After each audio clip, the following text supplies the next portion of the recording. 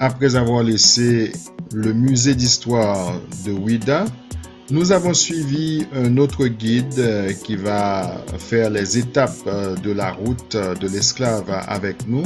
Et là, nous nous sommes arrêtés à la place des enchères. C'est la première des 7 stations.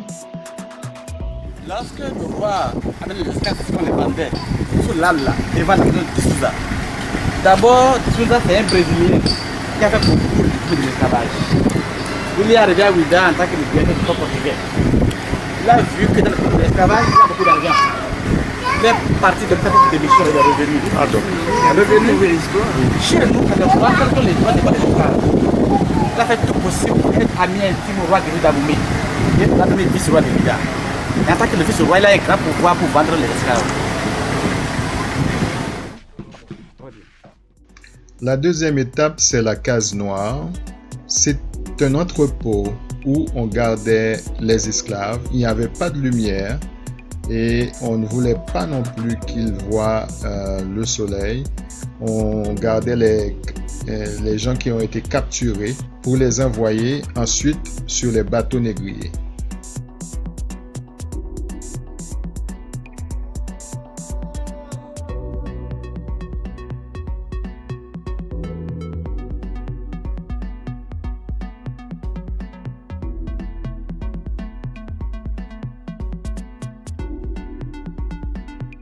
Ici, on est en route pour visiter la 3e station, qui est la 3e étape de notre visite sur la route de l'esclave.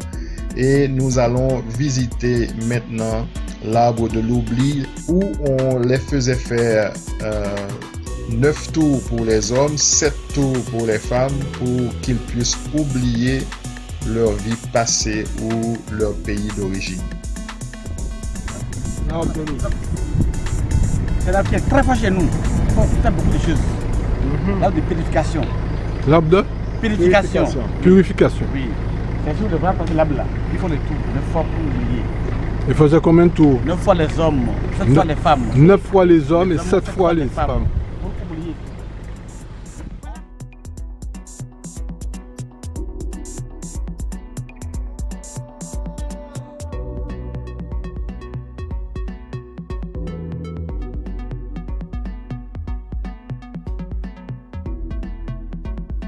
À la 4e étape, on a pu visiter le mémorial du souvenir.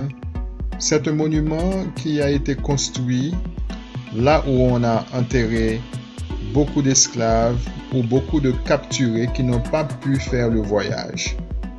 Alors, je vous laisse regarder.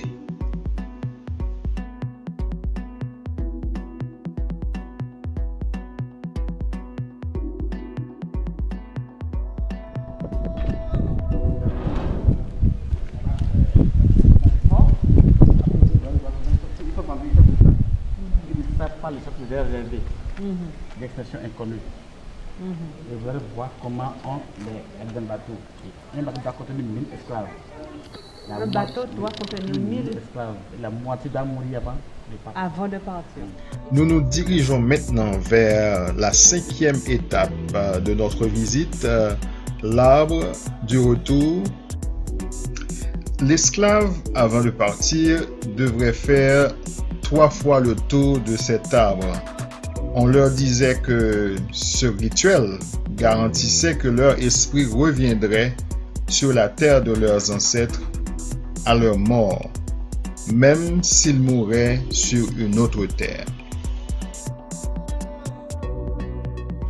Et maintenant, nous quittons la ville et nous nous dirigeons vers la plage où se trouve la porte du non-retour. Les esclaves parcouraient à pied et enchaînés les 4 km de Ouidah jusqu'à la côte où ils devraient être embarqués. Et là, c'est la porte du non-retour. Donc, en fait, c'est là qu'on embarquait les esclaves.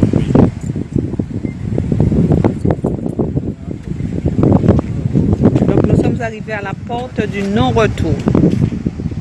Donc, c'est au Bénin, c'est là où les esclaves embarquaient sur les navires. apparemment, ils faisaient plusieurs étapes. Après, on les emmenait à Elmina, ce qu'on a visité le château. Et ensuite, ils faisaient un arrêt au Sénégal et après, ils prenaient la route pour le Brésil ou les autres destinations. Une fois que vous mourrez ici, on vous amène dans le village. Parce qu'on n'a pas encore traversé la côte de retour. Traverser, il n'y a pas de retour. Maintenant, Et s'ils mouraient, dès que vous mourrez d'abord, on va vous amener à la mer. Ne mangez pas les poissons. Maintenant, dans la traversée pour poisson, on peut retourner.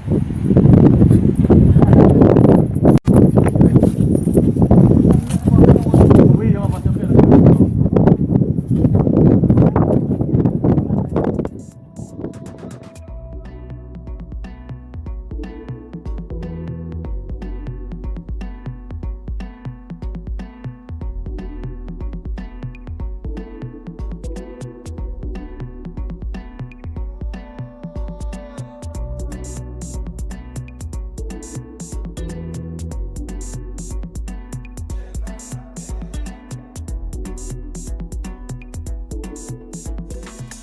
Quand nous sommes arrivés à la porte du non-retour, le guide nous avait invités à traverser pour voir si on peut retourner.